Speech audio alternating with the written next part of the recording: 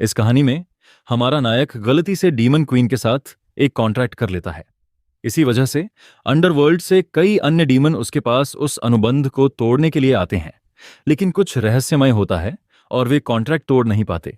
इसी कारण वह उस लड़की से अलग नहीं हो सकता और जो कुछ भी वह नायक कहेगा उसे लड़की को मानना ही पड़ेगा। कहानी की शुरुआत होती है जब वह जंगल में दौड़ रहा होता है। वह डीमन क्वीन से भाग रहा था, लेकिन उस हिस्से तक पहुंचने के लिए हमें उस सुबह पर लौटना होगा जब वह स्कूल की छत पर जूस पी रहा था अपने दोस्तों के साथ, जो हमेशा उसकी शरारतें किया करते थे। और जब वे आते हैं, फ्रेड पहले से ही सोचता है कि वे उसे तंग करेंगे। उसके दोस्त इतने शरारती थे कि नायक उन्हें बुरा दोस्त 1 और बुरा दोस्त 2 कहता था।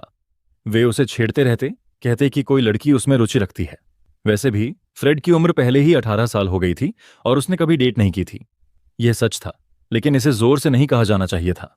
और नायक को और परेशान करने के लिए वे कहते रहते कि वह लड़की उससे मिलने आना चाहती है।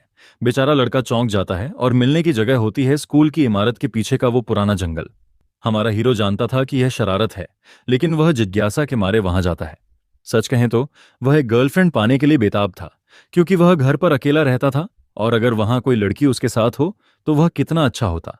जंगल में वह किसी को ढूंढता ढूंढता टहलने लगा। काफी ठंड होने लगी थी और वह बोलता है कि अगर उसे कोई नहीं मिला तो कल स्कूल जाकर दोस्तों की पिटाई करेगा। हवा जोर से चल रही थी, चिड़ियां उड़ रही थीं और यह बड़ा लड़का डरकर थोड़ा घबरा गया। उसे लगा कोई भूत है और हमने देखा कि कुछ आंखें उसे देख रही थीं। दुर्भाग्य से वह लड़खड़ाकर गिर जाता है और गिरने की आवाज जंगल में और भी ध्यान खींच लेती है। जब वह उठने की कोशिश करता है तो उसे एहसास होता है कि कोई आंखें उसे देख रही हैं। हो सकता है वो कोई लोमड़ी या चमगादड़ हो।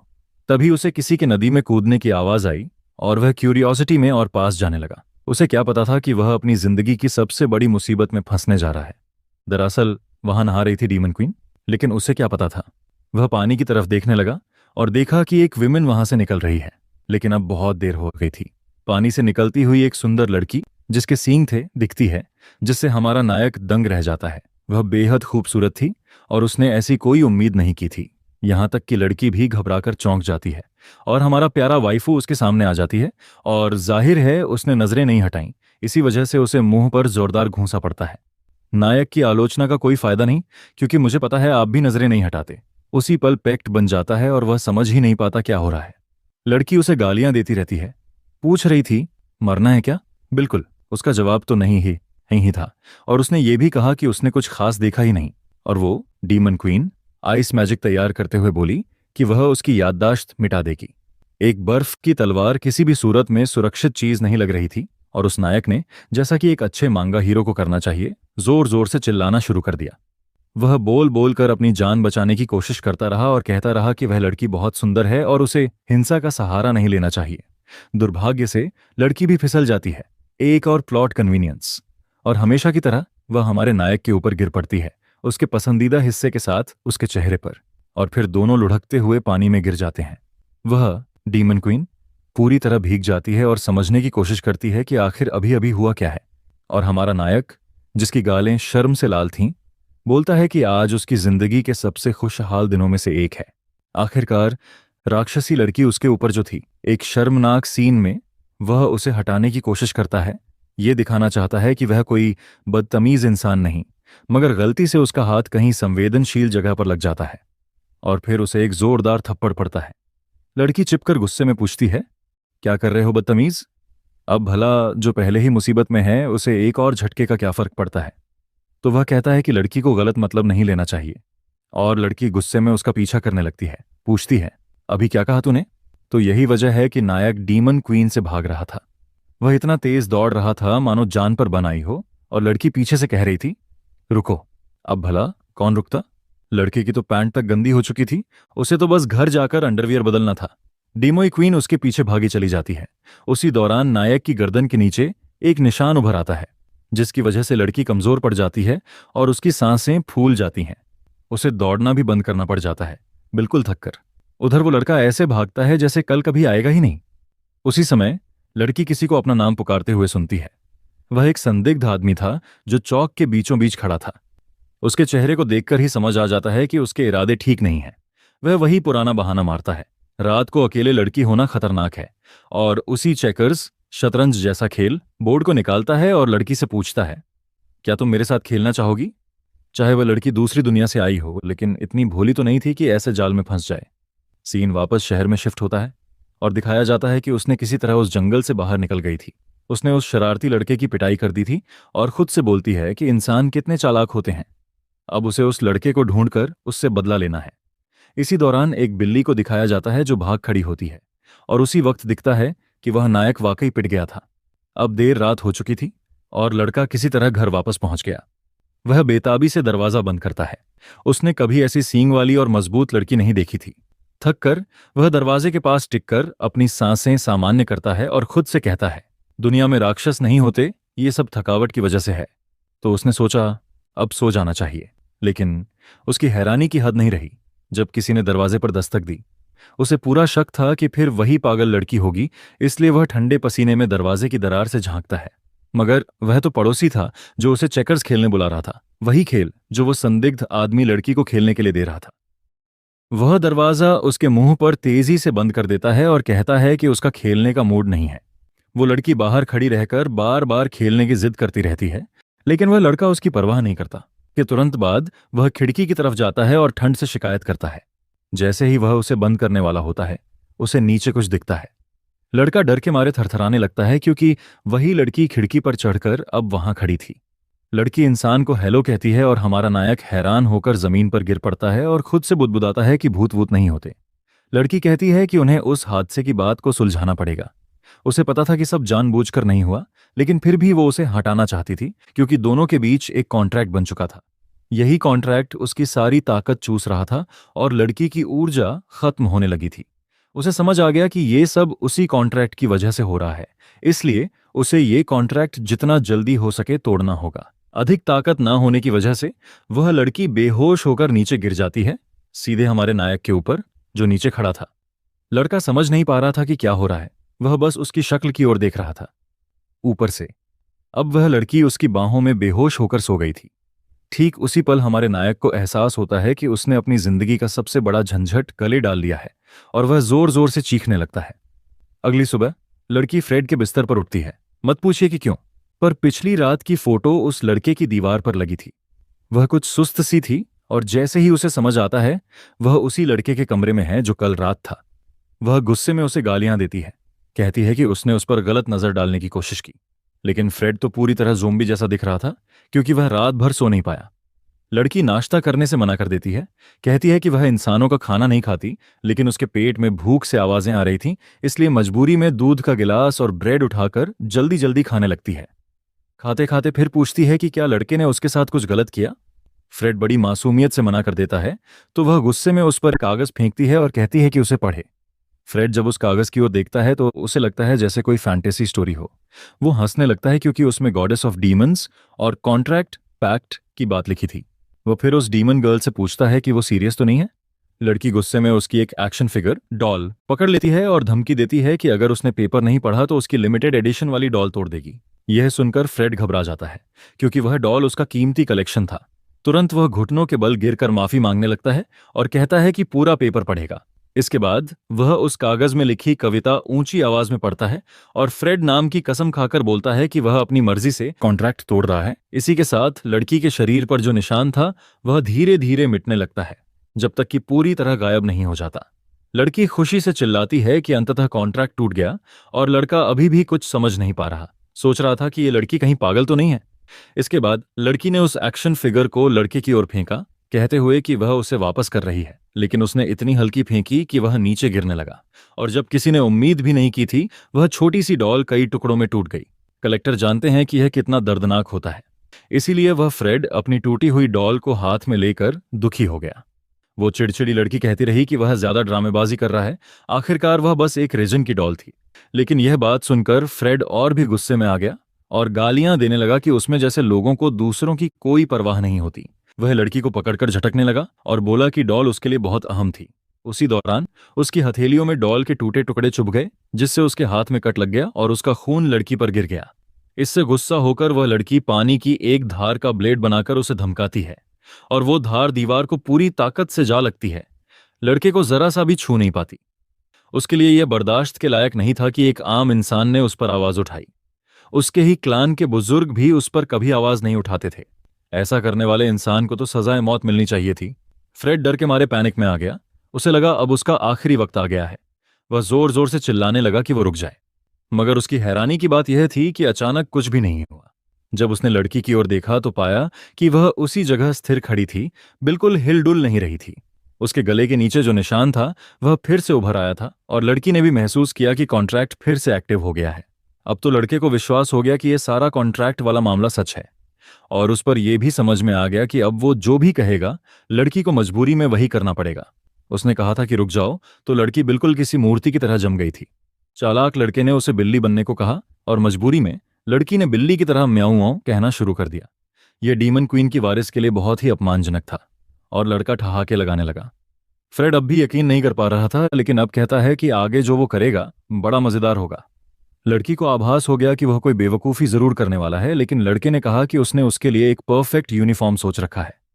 लड़की अपनी गंदी सोच में किसी अजीब कपड़े के बारे में सोचने लगी। कुछ मिनट बाद फ्रेड वाइन के गिलास में कोका कोला पीते हुए खुद से कहता है कि यह तो उससे भी बढ़िया है जैसी उसने सोची थी। उसका जीवन अब बवाल चल रहा था, क्योंकि अब उसके पास एक मेड नौकरानी थी जो उसके सब आदेश मान रही थी। मत पूछिए उसके पास वो मेड वाली ड्रेस कहाँ से आई, वो तो घर में पहले से रखी थी। लड़की उसके आदेश पर उसे मास्टर कह रही थी।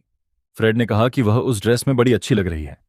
अब जब वह कुछ भी ऑर्डर कर सकता था, उसने कहा कि उसकी टांगों की मसाज करे।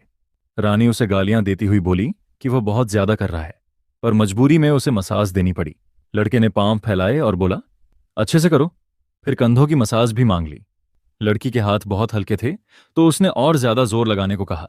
फिर रानी ने इतनी जोर से दबाना शुरू कर दिया कि वह दर्द से चिल्ला पड़ा। उसी उकसाऊ लहजे में लड़की ने पूछा, दर्द हो रहा है? रुको, चाहो तो अभी बंद कर दूं? वह डीमन क्वीन झुंझला गई थी, क्योंकि फ्रेड बहुत ही आलसी था। फ्रेड की बिल्डिंग के बाहर उसके दोस्त खड़े थे। वे दोनों यह सोचकर वहां आए थे कि पिछली रात के मजाक के लिए फ्रेड से माफी मांग लें। वे आपस में बहस भी करने लगे कि असली गलती किसकी थी। तभी उन्हें फ्रेड की चीख सुनाई दी। वो मदद के लिए चिल्ला रहा था। वे घबराकर दौड़ते हुए ऊपर पहुंचे और जैसे ही दरवाजा खोला उन्हें वह नजारा देखने को मिला जिसकी बिल्कुल उम्मीद नहीं थी। वहां एक लड़की मेड की ड्रेस में फ्रेड के ऊपर बैठी थी और उसे पीट रही थी। उसके दोस्त तो सोचने लगे कि ये कोई रोमांटिक सीन है और माफी मांगने लगे कि उन्होंने डिस्टर्ब कर दिया। लेकिन फ्रेड चीख कर बोला कि यह वैसा कुछ भी नहीं है, उसे वाकई में मदद चाहिए। कुछ घंटों की मशक्कत के बाद फ्रेड ने अपने दोस्तों को सब कुछ समझाया और उस कॉन्ट्रैक्ट के बारे में भी बताया, पर दोस्तों को इस पर बिल्कुल भी यकीन नहीं हुआ। उल्टा वे बोले कि वह कितना किस्मत वाला है जो ऐसी लड़की मिली जो ऐसे गेम्स में साथ देती है। फ्रेड बार बार कहता रहा कि यह कोई खेल नहीं है, पर उसे फर्क नहीं पड़ा कि उन्हें विश्वास हो या नहीं। फिर उसके लंबे बालों वाले दोस्त ने मजाक के लिए माफी मांगी। तब फ्रेड का एक और सिरदर्द सामने आया जो वो भूल गया था। उसका दोस्त उसे याद दिलाता है कि उसकी डेविलिश शैतानी स्वभाव वाली फ्रेंड आज ही ट्रिप से लौट रही है। जैसे ही दोस्त ने यह बोला, उसी समय वह लड़की फ्रेड को कॉल करती है। घबराया फ्रेड फोन उठाता है और उधर से लड़की गालियां देते हुए बोलती है कि उसे 2 घंटे में एयरपोर्ट आना ही पड़ेगा। बेचारा फ्रेड डोरमैट की तरह सब कुछ मानता रहता है। हाँ, मैं आ रहा हूं। हाँ, पता है। दोस्त हंसकर बोलते हैं कि अब उसकी मुसीबत बड़ी हो गई है, क्योंकि वह लड़की फ्रेंड कुछ दिन उसके घर ही रहेगी। इससे बचने के लिए उसके दोस्त जल्दी जल्दी चले जाते हैं। फ्रेड सोचे जा रहा है कि उसकी स्थिति तो सच में खराब है, क्योंकि वह फ्रेंड बेहद जटिल थी। फ्रेड जल्दी से बहाना बनाता है कि उसे बाहर जाना है और बाद में लौट आएगा। पर इससे पहले कि वह जा सके, डीमन क्वीन हाथ बांधे हुए कहती है कि पहले कॉन्ट्रैक्ट तोड़ो। शायद अब फ्रेड को यह कॉन्ट्रैक्ट पसंद आने लगा था, इसलिए वो अजीब अजीब बहाने बनाने लगा। उसके हाथ बांधे, डीमन क्वीन धौंस के साथ बोली, अगर तुम्हें बाहर जाना है तो मैं भी साथ चलूंगी। लेकिन फ्रेड ने झूठ मूठ का बहाना बना दिया कि उसकी फ्रेंड उसे किसी और लड़की के साथ देख लेगी तो वह जल जाएगी। डेमन क्वीन ये कहते हुए गुस्सा करती है कि इंसान बहुत नखरे वाले होते हैं, और उसने उंगलियां चटकाईं और कुछ ही सेकंड में वह अपनी शक्ल बदलकर मर्द बन गई। दृश्य बदलता है दूसरी जगह, जहां एक गुलाबी बालों वाली लड़की किसी चीज को सूंघ रही है। साफ जाहिर था कि वह इंसान नहीं थी और किसी की तलाश में शहर में भटक रही थी। जब उसने अपनी केप हटाई तो उसने बोला कि आखिरकार उसे दिख गया और अब वह डीमन गॉडेस की मौजूदगी महसूस कर सकती थी। सड़कों पर घूमते घूमते वह लड़की लोगों का ध्यान आकर्षित करने लगी। राह चलते लोग आपस में कह रहे थे कि वह कितनी प्यारी लग रही है, जैसे कोई कॉस्प्ले कर रही हो। उसे यह सुनकर गुस्सा आने लगा। ये इंसान कितने परेशान करने वाले हैं। उन्होंने यहां तक भी कहा कि उसके कान कितने नुकीले हैं। तभी एक लड़का उससे पूछ बैठा, क्या तुम डीमन गर्ल का कॉस्प्ले कर रही हो? क्या फोटो ले सकता हूँ? तारीफें सुनकर वह लड़की खुद पर ही इतराने लगी और जब वह एक गली में पहुंची तो बोली कि यहीं कहीं उसकी खोज पूरी होने वाली है। यहां उसे कोई खास ऊर्जा महसूस हो रही है। अचानक कुछ उस लड़की का ध्यान अपनी ओर खींच लेता है। वह उस गली में दाखिल हो जाती है। लोग हैरान रह जाते हैं। वह उस खतरनाक जगह से बड़े आराम से सीटी बजाती हुई गुजरती है और वहां के गुंडे डर जाते हैं क्योंकि वहां एक छोटी सी लड़की आ गई है। एक लड़का भागकर अपने बॉस के पास जाता है और बताता है कि कोई उनके इलाके में घुस आया है। गुंडों का लीडर बुरी हंसी हंसता है और कहता है, अरे बस एक छोटी सी बिल्ली ही तो है। वे लड़की को आवाज लगाते हैं और जैसे ही वह पलटती है पाती है कि वह गुंडों से घिर चुकी है जिनके हाथों में बेसबॉल बैट है। अपनी मासूमियत में वह उनसे बस इतना ही बोलती है कि रास्ते से हट जाओ, तुम रास्ता रोक रहे हो। दरअसल उसने उनका इलाका घेर लिया था और अब उसे सबक सिखाना था। भले ही वह बच्ची जैसी दिखती थी लेकिन गुंडे उसे छोड़ना नहीं चाहते थे। जब उन्होंने उसे छोटी बच्ची कहा तो वह गुस्सा हो गई। बॉस उसे छेड़ते हुए कहता है कि उसके कपड़ों से तो वो बिगड़ी अमीर बच्ची लगती है। लड़की को ये बातें बिल्कुल पसंद नहीं आती। इतने में वह एक जबरदस्त घूंसा मारती है जिससे गुंडे के सिर की धज्जियां उड़ जाती हैं। बाकी साथी गुंडे गुस्से में चिल्लाते हैं, तूने बॉस को मार दिया। और फिर वह अगले गुंडे की अच्छी खासी धुनाई लगाती है। वह आदमी जमीन पर गिर जाता है और मुंह से झाग छोड़ने लगता है। फिर भी लड़की पूछती है, क्या तुम लोग सच में डीमन किंगडम के सदस्य से पंगा लेना चाहते हो? इन आम इंसानों की हैसियत उसके मुकाबले एसडीडीडी डेक के कीड़ों जितनी थी। उधर रोड पर लोग शोर सुनते हैं कि अंदर गुंडों की गली में हल्ला हो रहा है। लड़की बड़े स्टाइल में अपने हाथ झाड़ती हुई निकलती है। पीछे सारे गुंडे धूल में लौट रहे हैं। वाकई कहते हैं ना, कन्ना कितना भी छोटा हो फर्क नहीं पड़ता। वैसे लड़की अपना मैजिक सेव कर रही थी ताकि डीमन क्वीन को ढूंढ सके। उसके जाते ही लीडर राहत की सांस लेता है कि वह जिंदा बच गया और अपनी गर्दन गड्ढे से निकालकर शुक्र मानता है।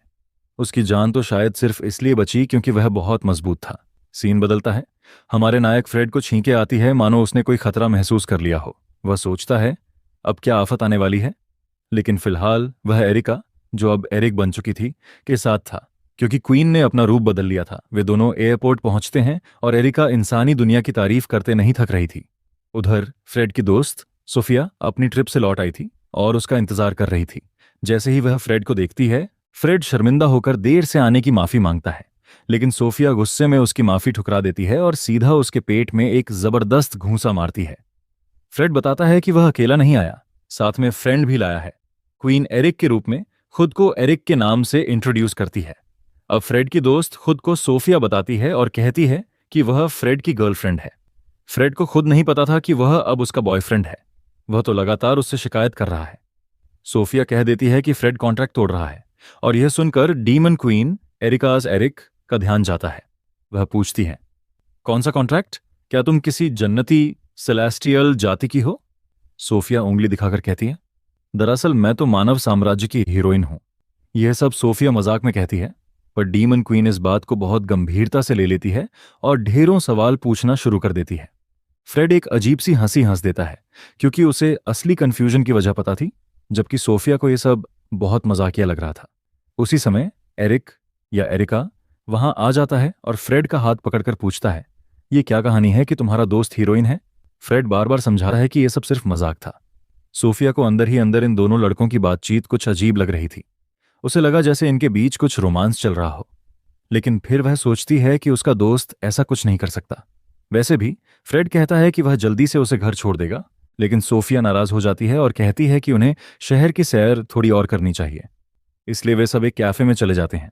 सोफिया कहती है कि उसे वहां की केक बहुत पसंद है और उसने काफी वक्त से वहां कुछ खाया नहीं था। बेचारा फ्रेड तो बस घर जाकर आराम करना चाहता था क्योंकि पूरा दिन सिर के ऊपर से निकल गया था। उसे लगता था कि कहीं डीमन क्वीन उसे मार ही न दे, इसलिए वह बहुत सावधानी से पेश आ रहा था। इसी बीच एरिका फ्रेड के पैर पर जोर से ठोकर मार देती है। फ्रेड सबको सुनाते हुए बोलता है कि वे सिर्फ डेजर्ट खाकर तुरंत निकलेंगे। बात संभालने के लिए वह अपने दोस्त से पूछता है कि वो 2 केक क्यों नहीं खा रहा। एरिक, डीमन क्वीन, कहता है कि इंसानों का खाना बहुत बेकार होता है और सोफिया सोचती रहती है कि ये लोग अब भी मजाक क्यों कर रहे हैं। फ्रेड फिर पूछता है कि कल रात ब्रेड तो खाया था। इस पर डीमन क्वीन गुस्से वाली शक्ल बनाती है क्योंकि कल उसे बहुत भूख लगी थी और उसने सिर्फ कॉन्ट्रैक्ट की वजह से वह ब्रेड खाई थी जिससे वह कमजोर हो गई थी। फ्रेड को डर था कि वह और कुछ न बोल दे, इसलिए उसने झटपट एक डोनट उसके मुंह में ठूंस दिया। इस पर भी क्वीन उसके पैर पर बार बार जोर से मारती रही पूरा सीन अफरा तफरी का हो गया। एक तरफ फ्रेड डोनट उसके मुंह में ठूंस रहा, दूसरी ओर वह पैर कुचल रही थी। सोफिया थोड़ी शर्मिंदा होकर पूछती है, इन दोनों को आखिर हो क्या गया है? लेकिन जैसे ही डीमन क्वीन ने वो डोनट खाया, उसे समझ आया कि वह कितना टेस्टी है और वह उसकी नरमी से बहुत प्रभावित हो गई। फ्रेड मजाक में पूछता है, तुम तो कह रही थी इंसानों का खाना बेकार है, और एक बार फिर क्वीन उसके पैर पर मारती है। फ्रेड हंसकर कहता है कि अब उसे दर्द नहीं होता, आदत जो पड़ गई है। मगर मुश्किलें यहीं खत्म नहीं हुई। सोफिया भी गुस्से में आकर उसे जोर से मार देती है। बेचारा फ्रेड कहता है, अब की बार सही में चोट लग गई। तभी सोफिया उठती है और गुस्से में उसकी शर्ट पकड़कर पूछती है, ये क्या चक्कर है एरिक के साथ पैक्ट बनाने का? इस पर क्वीन फिर से उसके पैर पर मारती है और बताने से इनकार करती है। फ्रेड डर के मारे झूठा बहाना बनाता है कि ये बस एक गेम की बाजी थी। सोफिया को उसकी बातों पर यकीन नहीं होता, जबकि दूसरी ओर क्वीन हाथ उठाकर डोनट की दूसरी प्लेट मांग लेती है। फ्रेड इस पर चिढ़ जाता है। इतना क्यों खा रही हो? क्वीन बिल्ली जैसी मासूम नजरें दिखाकर पूछती है, क्या इसमें कोई दिक्कत है?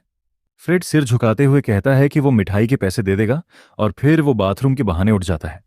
इधर सोफिया सोचती रहती है कि उसका दोस्त ऐसा अजीब बर्ताव क्यों कर रहा है, और इसके अलावा एरिक नाम का ये लड़का बहुत ही संदिग्ध है। उसके दिमाग में यहां तक आने लगता है कि कहीं इन दोनों में सच में कोई वो वाला चक्कर तो नहीं चल रहा है।